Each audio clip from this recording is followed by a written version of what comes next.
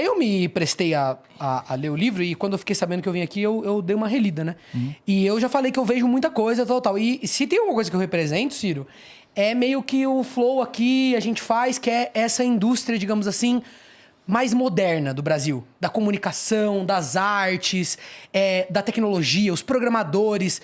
Eu fico emocionado de ver que quando eu vou pra fora no Brasil, qualquer feira de tecnologia, tem lá o stand dos brasileiros e eles estão, cara, aos trancos e barrancos com seus robôs, com seus projetos. A gente tem o Rafael Grassetti, se eu não me engano, eu sempre erro o sobrenome dele. Grassetti. Ele é diretor de arte, simplesmente, talvez, do jogo mais importante que existe no planeta, que é o God of War.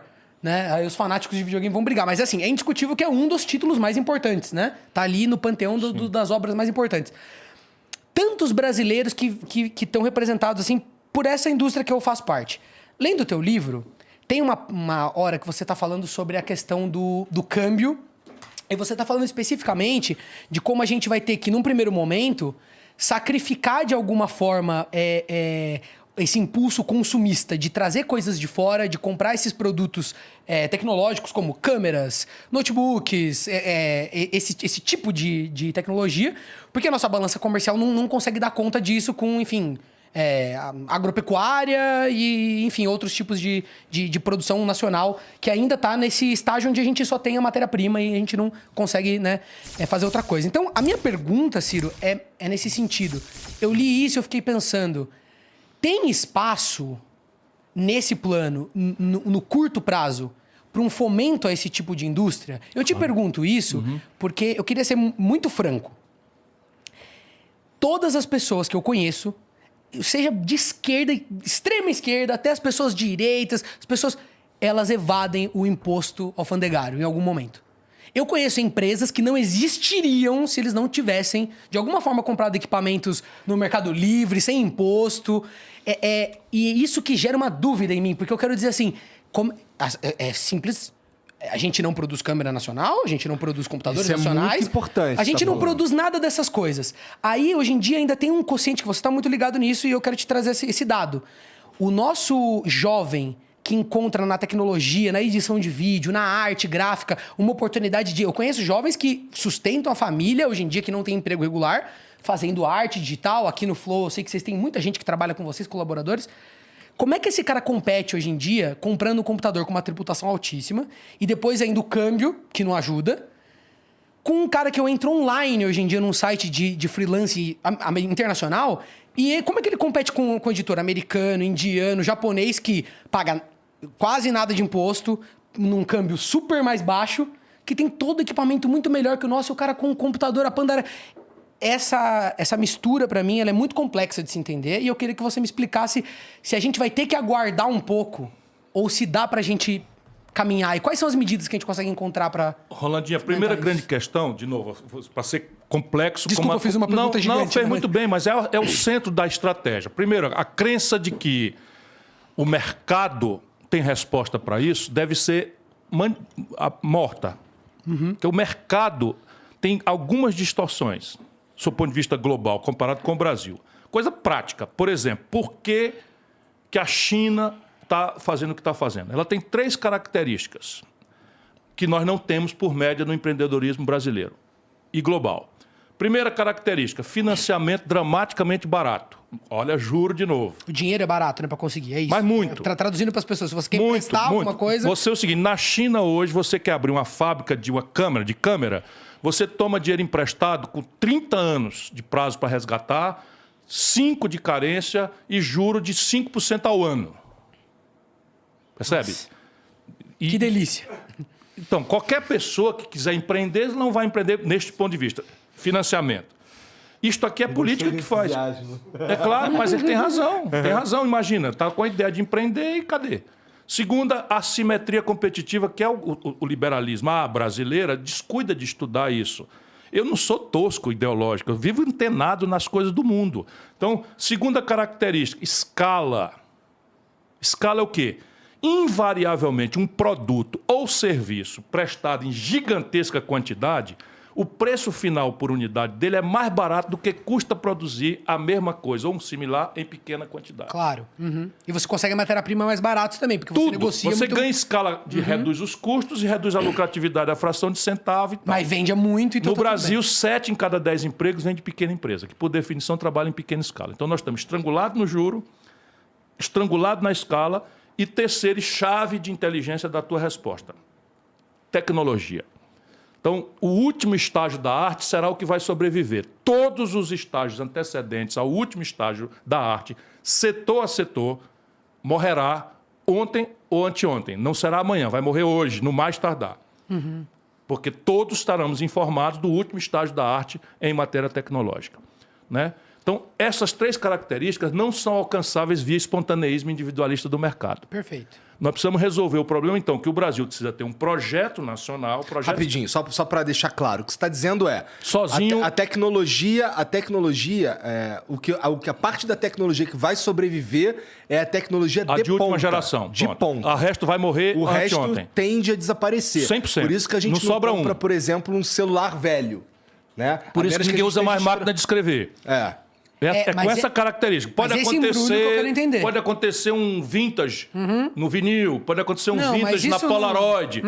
Percebe? Mas, sob o ponto de vista do mass consumption, quer dizer, consumo de massa, terá as características de sofisticação tecnológica de ponta, mega escala e financiamento dramaticamente barato na origem. Até na arte, na internet, que é isso que eu tô querendo dizer para traduzir. 100%. O Cinema. Vídeo, o cinema é distribuição.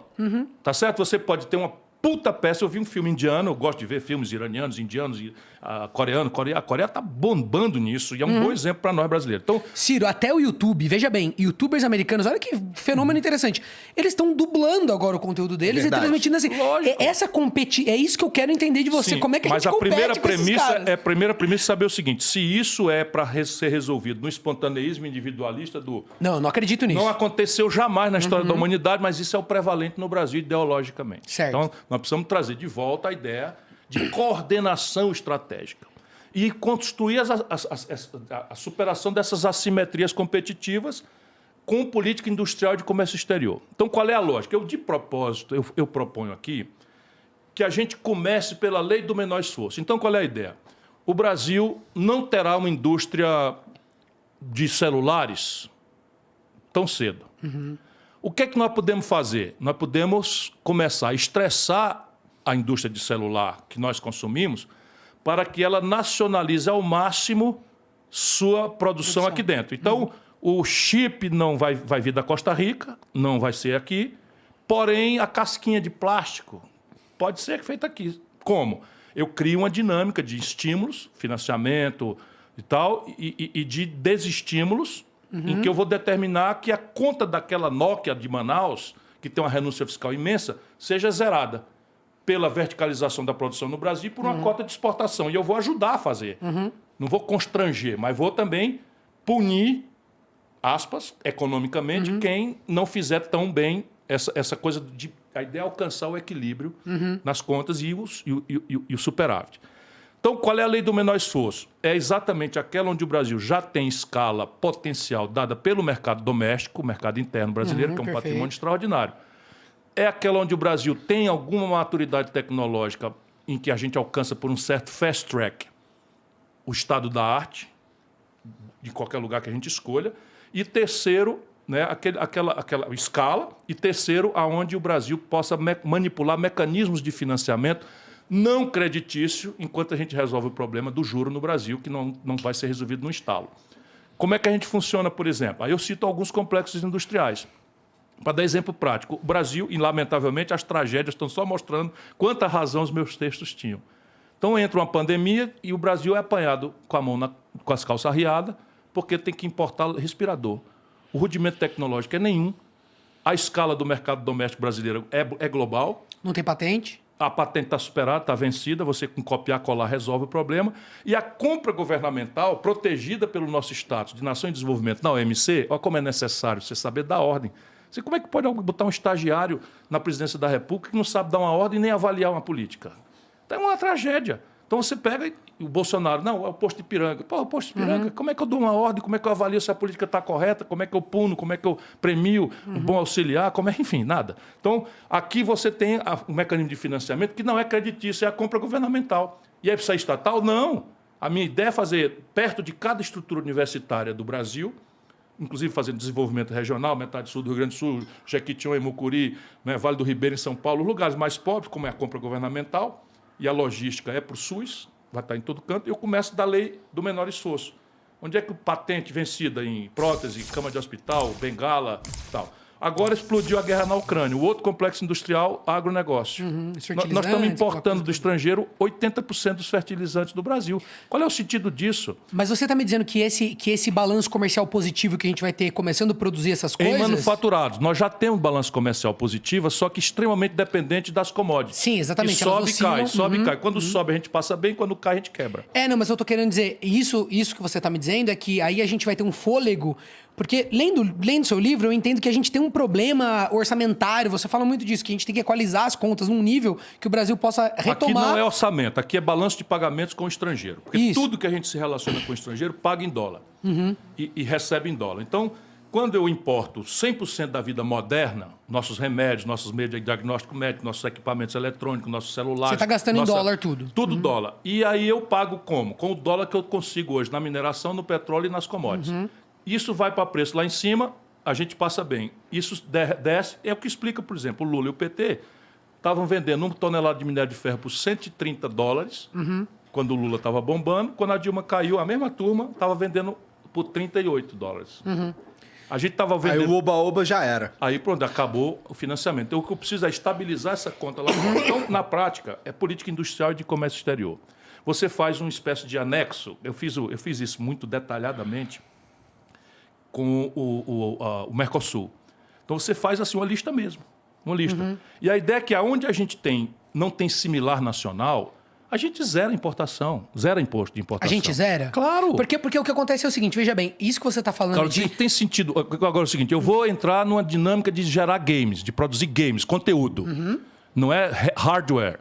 Agora, produzir o conteúdo. Então, software. Então, no software, eu tenho que achar, junto com o setor, qual é uma transição em que eu protejo o conteúdo nacional brasileiro com alguns mecanismos. Alguns deles são tributação de comércio exterior. Como, por exemplo, a Argentina, o desabastecimento fez aumentar o preço de alimento. Está todo mundo sofrendo com o aumento de alimento no mundo. A diferença é que nós temos alimentos sobrando. Percebe? E eles aumentam a taxa de juros, que não tem efeito nenhum nisso. Mas uma política nacional de abastecimento e preço, que tínhamos e não temos mais, destruíram. E não foi o Bolsonaro agravou. O Lula já vinha fazendo isso, é o neoliberalismo. Então, qual é a ideia? Óbvia que todo mundo faz. Isso não tem a ver com ideologia. Na safra, os preços caem e o produtor fica na mão do atravessador. O governo entra comprando para estabilizar o preço para o produtor não ter prejuízo. Guarda, estoca. E na entre-safra, na seca, numa crise de comércio exterior, o governo dissolve o estoque e garante que um preço seja acessível para o consumidor. Parece razoável. Isso é a ferramenta de coordenação que todo governo moderno faz no mundo e que nós perdemos a capacidade de fazer. Desculpa só te puxar de novo para essa questão específica das áreas mais modernas, porque eu queria entender... Hardware, zero tributação. Tudo que for console de game, não sei o que e tal... Se não Perigoso tem similar nacional... Aí, hein, Cirão? Então, porque perigoso de quê? Tu ganha essa porra, eu vou te cobrar, hein, caralho. Mas, rapaz, sabe quanto é que o governo arrecada com isso? É isso que eu queria saber. Nada. É relevante? Esse tributo, imposto de importação e exportação, não é efeito arrecadatório. Porque essa é a minha impressão. Regulatório de comércio exterior. É só para regular. É só para regular. Então você arrecada titica. Então, titica. essa era a minha dúvida, porque o que acontece é o seguinte, é importante. E aí eu quero saber que você está próximo desse nosso setor. Sim, porque mas é veja interessante. lá, você ouviu falando. Existe uma pretensão no macro estratégico do Brasil. Tá, mas lá para frente, né? Peraí, existe uma pretensão da gente fazer uma indústria daquela ou daquela outra plataforma? Tem. É preciso ter, então, uma política industrial de comércio exterior que permita a transição acontecer. Porém, não mais no velho modelo do passado, em que o Brasil imaginou ilusoriamente, eu critico isso aqui, não é? Para explicar o que aconteceu com o Brasil, na ideia de que você vai ser um país capaz de produzir da agulha ao avião passando pelo computador. Isso aqui não é maneira de dizer. O avião é a Embraer e nós tivemos uma lei de informática que forçou a mão, proibiu entrar computador no Brasil para gerar um computador nacional brasileiro, o que revelou-se pela velocidade de velocidade dos chips, né? Revelou-se uma ilusão trágica. E isso ainda está na memória de muita gente. Né? Itautec, eu me lembro, Itautec, quem é que fazia uma indústria de computador? Itautec no Brasil, que era só uma maquiladora usando essa lei e comprando computadores absurdos. Isso não pode mais. É preciso a gente entender que há uma nova divisão internacional do trabalho e que, deixada passivamente, sem um projeto, está marcado nessa nova divisão internacional o Brasil como um velho Brasil colonial. É o extrativismo, né, da agricultura. Exatamente. E o buraco da mineração e petróleo. A minha preocupação fazendo essa pergunta para você é justamente essa, porque eu gostaria de ter uma visão sua, porque o que você falou de zerar os tributos... Aonde não houver pretensão de similar nacional. Claro, lógico, mas veja bem, eu acho que o Brasil pode ter essas pretensões. Aí, nos lugares onde a gente tiver a pretensão, como você falou, vai ter uma estratégia para fomentar que essa indústria venha para cá. Junto com prazo, o benchmark estressando, aquilo que for problema de escala, aquilo que for problema de maturação tecnológica, aquilo que for uma cunha de financiamento que o cara não tem culpa, que são as externalidades do capitalismo, que é o que o liberal moderno entende. O capitalismo deixado solto, ele sofre de externalidades, assimetria de informação. Percebe? Se você tem uma informação privilegiada que eu não tenho, a minha competição com você não é justa. Não existe. Sabe? Distorce o capitalismo. Com certeza. A única questão que eu queria colocar mais é que muitas empresas... Eu lembro muito bem, na época do PlayStation 3, por exemplo, que começaram a produzir aqui, na Zona Franca de Manaus. Estavam montando o PlayStation aqui. Obviamente, muitas peças iam de fora. A Sony foi embora também. E a Sony foi embora. E assim, a Nintendo também foi embora. E aí, lendo sobre, dizem, né, que um dos motivos é a burocracia brasileira. Pode ser balela, a grande parte disso, porque eu entendo que é uma questão de intensidade. Se você tem um mercado muito aquecido, aí a pessoa passa por cima, porque eu vejo isso como um custo. Você tá Rolandinho, a burocracia nós temos que enfrentá-la. Temos que enfrentá-la, mas vamos entender que a burocracia, também, de novo, não é uma maldade que as pessoas fazem só de perversas que são. Não acho isso. Cada elemento desse é um elemento de poder e de corrupção, de uma tradição cartorial que está aí. O PT passou 20 anos no poder, não mexeu em nada. Bolsonaro não mexeu em nada. Percebe? O último cara que mandou querendo fazer alguma coisa nesse assunto foi lá atrás o Tancredo Neves, quando botou o Hélio Beltrão e o Sarney manteve e tal, que é o Ministério da Desburocratização. E nós precisamos fazer uma limpeza desse entulho. Mas deixa eu lhe dizer... A Sony estava no Brasil há 35 anos. Claro. A burocracia, há 35 anos atrás, ela pode acreditar, por mais que ela seja ruim hoje, era muito pior no passado. Sabe por que ela foi embora? Vou te explicar. Porque faz 20 anos que a capacidade instalada da indústria locada no Brasil, ociosa, a capacidade de produção ociosa, porque não tem mercado para vender, faz 20 anos. É de 20%, 25%. Porra! Não tem taxa interna de retorno de negócio nenhum do mundo que aguenta. Tá entendendo, meu irmão? Você tem uma fábrica de geladeira capaz de produzir 1000 geladeiras, faz 20 anos que eu só dou conta de vender 750. Mas vamos inverter, então. E 20 anos é 3,5 de Bolsonaro, o resto tudo PT. Mas a gente pode inverter, então. Então, por exemplo, o Flow, vários amigos meus que têm esse instinto empreendedor. Porque o que acontece? Eu lendo seu livro também, eu tenho a impressão que quando você fala que você é centro-esquerda, né, tal, muitas pessoas que eu conheço já te colocam no saco da esquerda geral. Falam, não, a esquerda é contra o empreendedor, é contra a criatividade, é contra a inovação, né? Eles têm essa visão preconceituosa. Mas o que acontece? Lendo seu livro, eu vejo que é totalmente o contrário. Você quer empoderar o empreendedor brasileiro, você quer dar crédito para ele, você quer fomentar. Eu tenho clara consciência disso. Mas eu sinto a dor dessas pessoas que estão iniciando agora... Que, por exemplo, a gente fala da burocracia, tudo bem, a Sony talvez tenha essa capacidade de lidar muito bem com isso, porque ela está num mercado, né, muito grande, ela lida bem com isso. Agora, o pequeno brasileiro que tem uma ideia, você tá entendendo? Eu tenho amigos que... É engraçado, a pessoa tem um instinto de esquerda e tal, e eles ficam assustadíssimos quando eles completam a maioridade e vão... Coisa simples, ele quer ser um prestador de serviço. Ele vai abrir lá procedimentos que pra gente que tem empresas, né, mais complexas, são simples. As pessoas desistem quase de ser cidadão. Falam, não, fica tudo irregular, eu não quero saber, eu não vou pagar boleto, eu não achei o lugar no site. Eu quero que se dane porque eu não tô exigindo nada, então eu também não vou dar nada, não vou perder meu tempo com isso. Sabe quanto o brasileiro médio gasta, o empreendedor médio gasta só de hora para pagar os impostos? 2.600 horas. Não, a gente tem coisas aqui, distorções absurdas. Tem uma aberração de empresas, completa. Empresas que têm um departamento gigantesco Claro. só para saber No mundo quanto da que ele tem que tecnologia. pagar. No- 2.600 horas é o estudo médio. Então, a produtividade da economia brasileira está em declínio também há 15 anos. Olha a extensão do mal que nós estamos falando aqui, da falta de projeto. A falta de projeto, essas coisas vão acontecendo. Então, aí percebe? E a burocracia, ela tende a se aferrar quando começa a ficar esse conflito selvagem.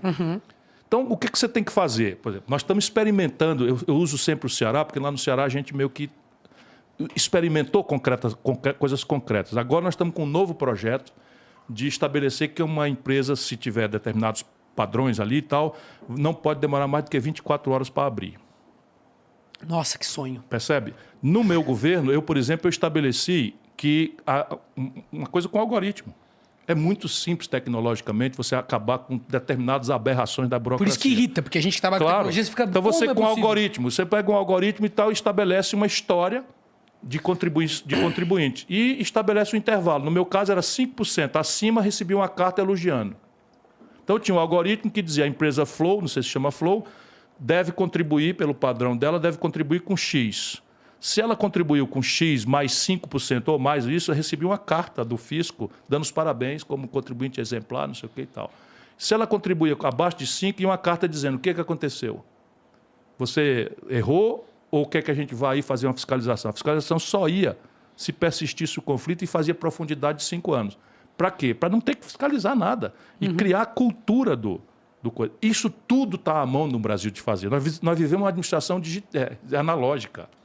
A administração pública brasileira é analógica. Por isso que eu fico chocado. Como é que pode os artistas, os intelectuais deste país, sabe, terem como líder um cara cuja compreensão de mundo é a apologia da ignorância. Sabe, isso me choca. Porque isso puxa a nação para trás. É uma bola de chumbo agarrando o Brasil no passado.